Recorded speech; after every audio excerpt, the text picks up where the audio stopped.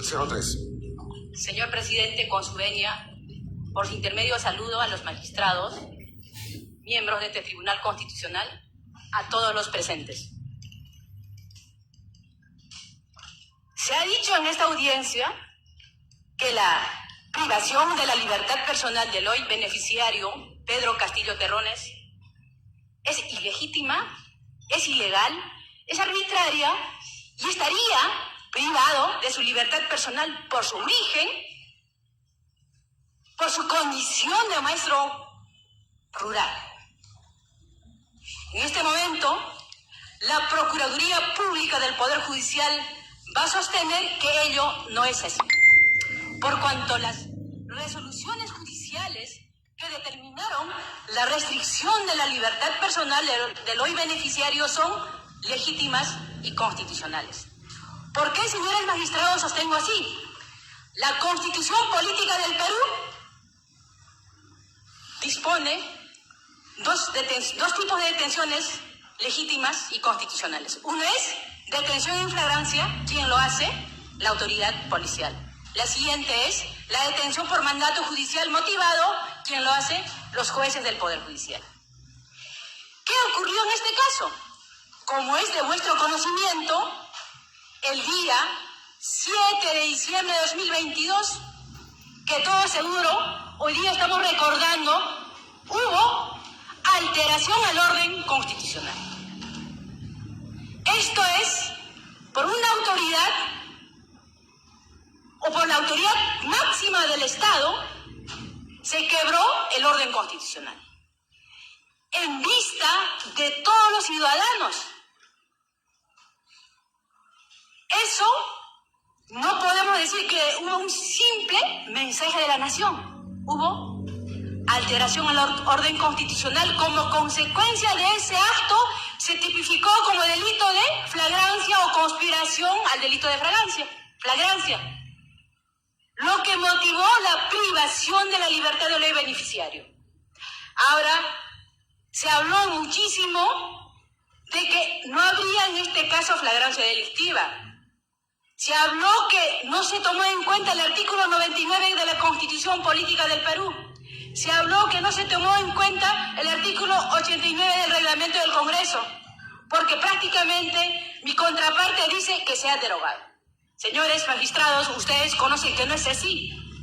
Esta resolución de la Corte Suprema es emitido por un procesalista de reconocida trayectoria, por el magistrado César San Martín, que sabemos todos es el maestro del derecho procesal penal peruano. Sabemos que es cierto, acá se ponderó el principio de la defensa del orden constitucional con el principio de legalidad. ¿Qué sucede? Si hubiera sido detención por casos de delitos clandestinos, obviamente se hubieran seguido los parámetros establecidos en el artículo 99 de la Constitución y el artículo 89 del Reglamento del Congreso. Eso era por visto, porque es un caso notorio, caso esperado, caso que va a pasar. Pero ¿qué sucedió acá? Ha habido una situación en flagrancia de necesidad, de una situación inusitada, una situación no esperada por nadie. Entonces, obviamente, lo que tenía que hacer, lo que se hizo, tenía que hacerse la defensa de la Constitución y tenía que hacerse una ponderación entre el principio de la legalidad o el principio de la defensa del orden constitucional.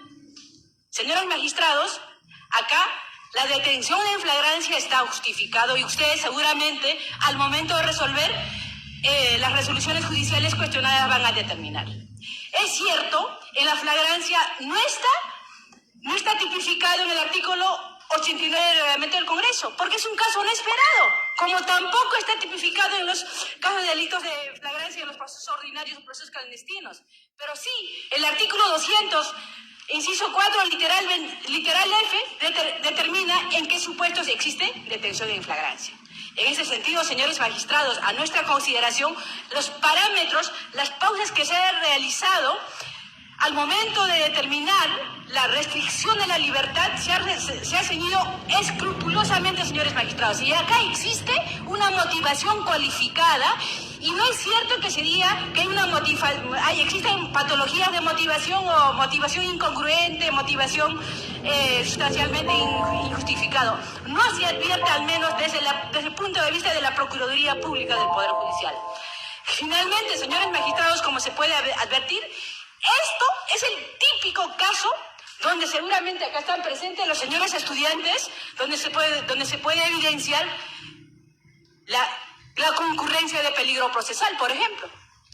Después de los hechos que sucedió, había evidente peligro de fuga. Como consecuencia de eso viene la restricción de la privación de la libertad personal. Por estas consideraciones, señores magistrados, seguramente mis colegas van a abundar mucho.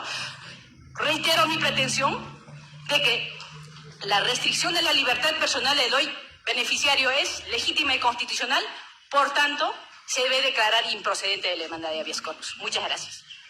Gracias. Doctor Tupayachi, en el caso 1804. 1804.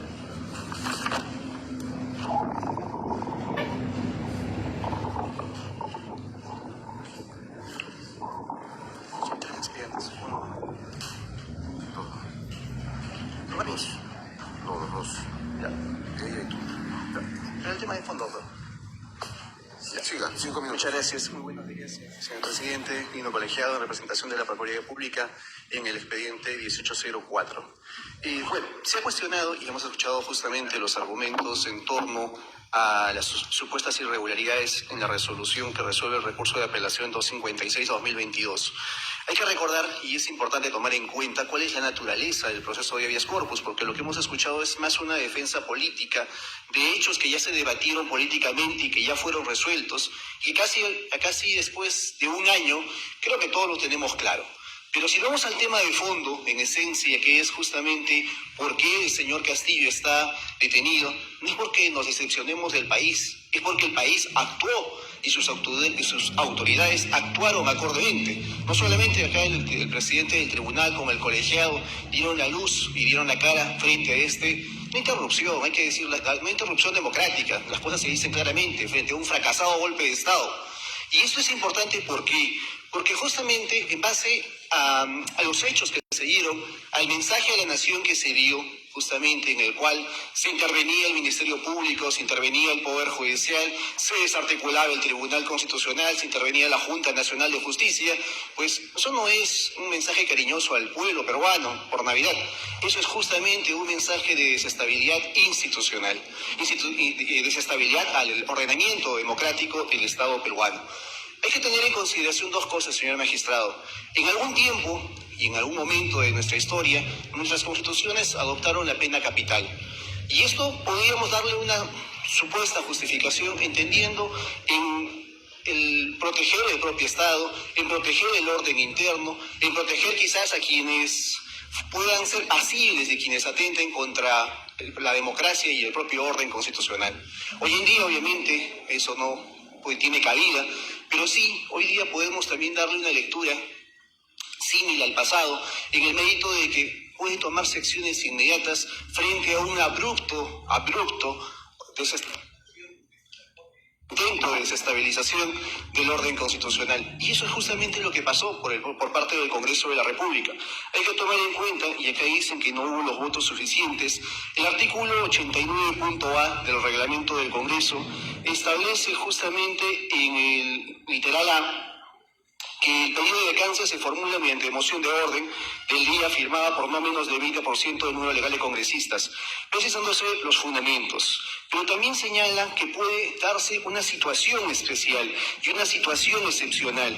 Pero si nosotros leemos el punto C del artículo 89.a, el Pleno del Congreso acuerda día y hora para el debate y votación del pedido de vacancia, sesión que no puede realizarse antes del tercer día siguiente a la votación de la admisión del pedido ni después del 10º, salvo 4/5 partes del número legal de congresistas acuerden un plazo menor o su debate y votación inmediata.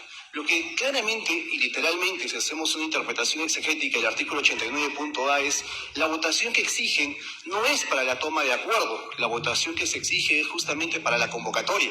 Hay que recordar que ese día estuvieron más de 110 congresistas presentes, con lo cual se supera el requerimiento de convocatoria, porque acá el 89.a literalmente no me dice en la situación excepcional cuando la vacancia va a ser debatida en un periodo menor a 3 días cuál es la votación.